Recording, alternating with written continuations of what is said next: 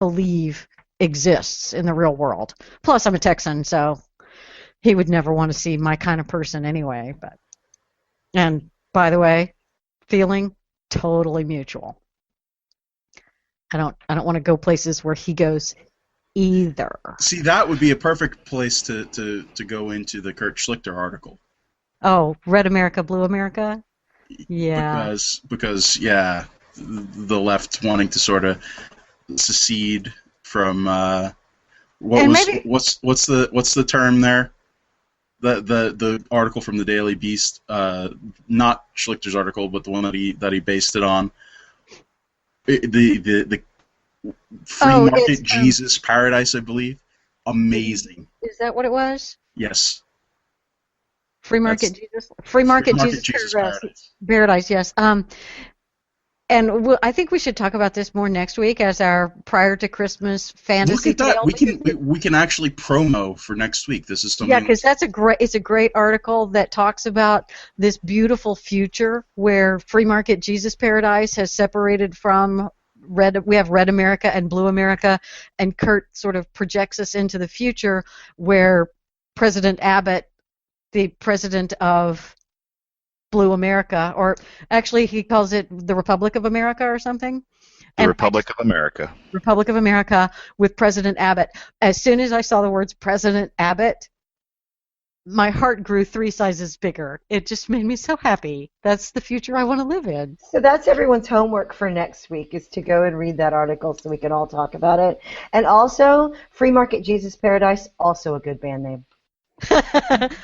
I'm sensing another... Opening for unregulated bovine flatulence is Free Market Jesus Paradise at CPAC.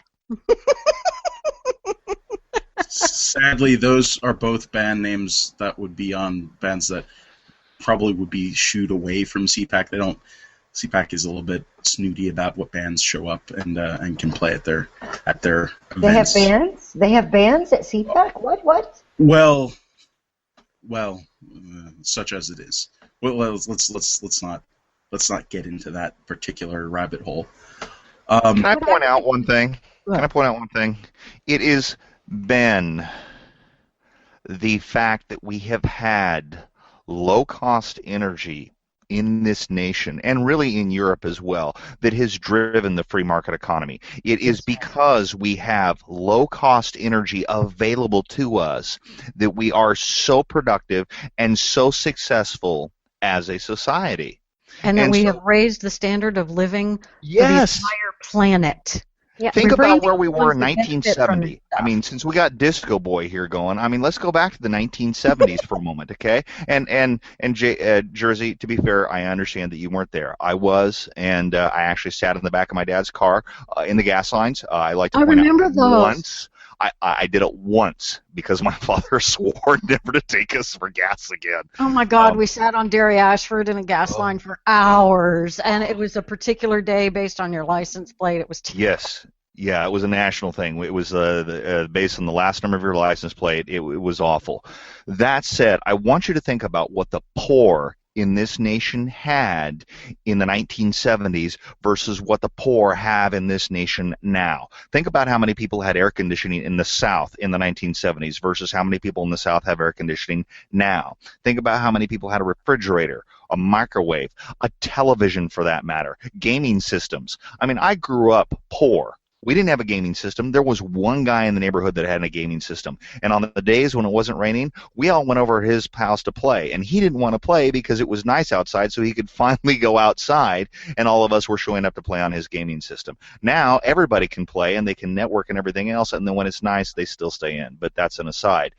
The point being, what the poor, the quote-unquote poor in this country have now versus what they had then, a lot of that is based on the fact that we had cheap energy prices. You don't get those goods anywhere by just suddenly magically appearing in Walmart. I'm sorry, but that low-cost TV is low cost in part because the shipping costs are so low. You don't have Amazon Prime because the shipping costs are high. You have them because the shipping costs are low.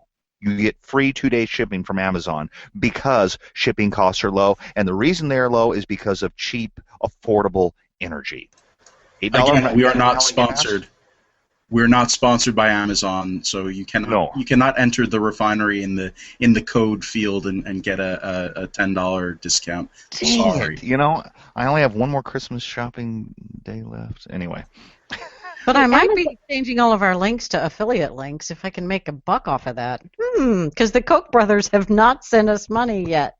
We're still waiting on that check. It's terrible. What? Come on, I need some Coke money here. Coke. Wait, that didn't sound right. No, it didn't. And before we close, because we've only got 10-ish minutes left, not the main thing, but one of the important things that I wanted to talk about, and I know Felicia wants to talk about, is an article that she wrote that it's really, really, really important. I mean, the title is The Right Questions, and the article is about asking yourself the right questions before you read a story, react to a story, respond to a story, share it, or comment. Do you want to talk about it a little bit, Felicia? Sure. What happened is I got into this long conversation over a particular piece that someone wrote, and I could not figure out why it was written. And it was something simple about Al Sharpton and something he said, and then refuting it with all these other things. And I'm certain there was a good reason behind writing it, but I could not deduce it. And I was really upset, inordinately so, because very often I share things on Facebook and Google Plus and etc. that I want people to read because I think that they're useful, and I couldn't find a use for this article, and I thought, well, that's not an isolated incident. I run into a lot of those pieces. And I struggled over this. I talked to different people about this, about how to communicate what I was feeling, the discomfort with this particular piece. And it was over an author that not only that I like, but that I know personally from our online interaction. And I was just very disappointed, and I tried to figure a way to constructively deal with that. And I got to thinking, well, I wonder how many people ask the same questions that I do when they're reading a piece and deciding to share it. And the answer is not enough. Well, that's my opinion, obviously. But so I wrote this piece called The Right Questions, and it's not just about asking the right questions, but being a part of the right, which questions everything. And so I had dual meanings for that title. The first item that I want people considering when they approach a piece is, what's the author's goal or purpose? There are some purposes I find very useful. Am I getting something strategically? Am I getting some facts, some strategy that I hadn't thought about, encouragement? Those are good things, and I appreciate those. But there's some other authors who just live off the outrage of the day, or the stupid things liberals said. Those are nice to know, but I'm done with that. Maybe it's me, but I'm beyond the point where I need an update on the liberal outrage. I just don't. And so the next question I asked was, is this author honest?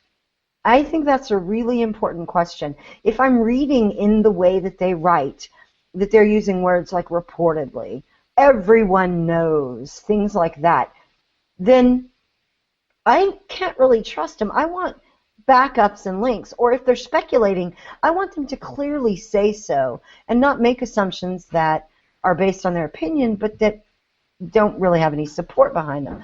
If you're speculating, tell me so. And there are a lot of people whose motives aren't pure. I mean, we know that. People who are just looking to get a reaction or to get some sort of ire stirred up without any honest purpose behind it. So I like to know if an author is honest. And I want to know who his audience is. And this is really important to me because if I'm sharing things, I want to make sure I'm not going to share something that goes over people's heads, turns them off, that I can't, or if it has jargon in it, that I can sort of explain that ahead of it. And an author might be writing to the right, or the middle, or the activists in the Tea Party, or the left. It might even be taking on the left and trying to go toe-to-toe with the left. That's fine, but I need to consider before I share who they're talking to so that message doesn't get lost and I don't discourage other people from following my feed or reading the things I share because they're just too esoteric or they just talk in that jargon and nobody knows what they're saying. And my final question that I put, and this is not the whole list, but what I wanted people to take away, does what this author says advance my goals? Now, I start from the perspective that I have some activism goals that I want to achieve, and I understand the world a certain way. And some authors may have different worldviews and look at things differently. It doesn't mean they don't share my goals. It just means that might not be a fit for me to share.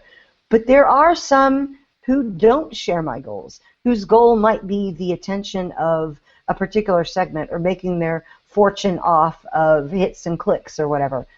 I understand that, but I'm looking very carefully to see, does this person match up? Are they an ally of mine, or are they doing more harm than good? And so I'll be careful about sharing things that I don't think advance my goals, just to have them out there.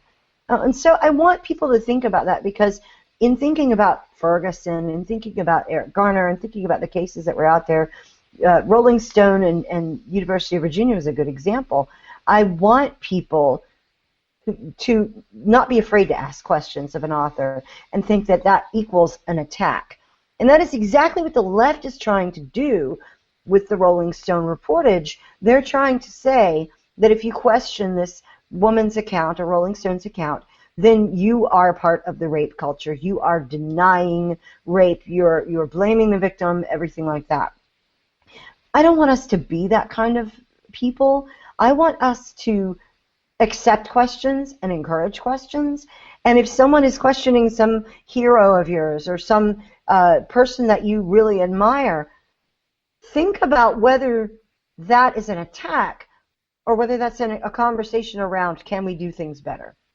So that was the essence of what I wanted to talk about in that article, hoping that people start asking those questions more, being more thoughtful consumers of what's out there. And it's about more thinking, less feeling.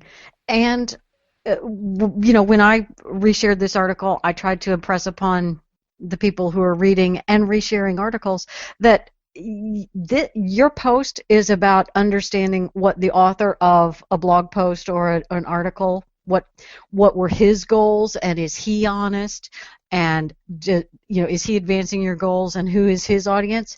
But we have to think of ourselves as authors as well. When I write an introduction to your post or an introduction to someone else's post, I'm taking on the role of author, and I need to think about who is my audience and what are my goals, and am I an honest author that people who read me can trust? And by that same token, it also works for when you are clicking on somebody else's links and how they frame those links and how they frame those articles. Right. So it's I more than, reshare it's everywhere. clickbait and outline it and describe it and help people understand. So one of the things I do at the Conservative Union a lot is I will see an article that has some real obvious emotional manipulation going on in there, and I will share it to my friends at the Conservative Union and point out that stuff, because my audience is people on my side who are activists. But I'm also conscious that at the Conservative Union we're speaking to activists, but also representing ourselves to people who are in the middle and on the left, and looking at the Conservative Union as what are conservatives like, and they're coming in and looking to see what is it conservatives are doing and what are they saying. So I have to be conscious that it's not just my people that I'm talking to. I do want to communicate to my people and say, here, understand this, see and understand the manipulations that are going on in this article, as a way to make yourselves a more active reader, rather than saying, here, look at this article, aren't all liberals idiots and bad people, oh, horrible bad. Because that's the kind of thing you say, kind of as an internal memo to your own people, not as this is the strategy and I want the public to see it. It gets kind of complicated when you have a crossover audience that you're trying to address, or at least be prepared for your stuff to be read for. But it does mean that it works to share manipulative bad, kind of quote bad unquote articles, as long as you're putting like an introduction of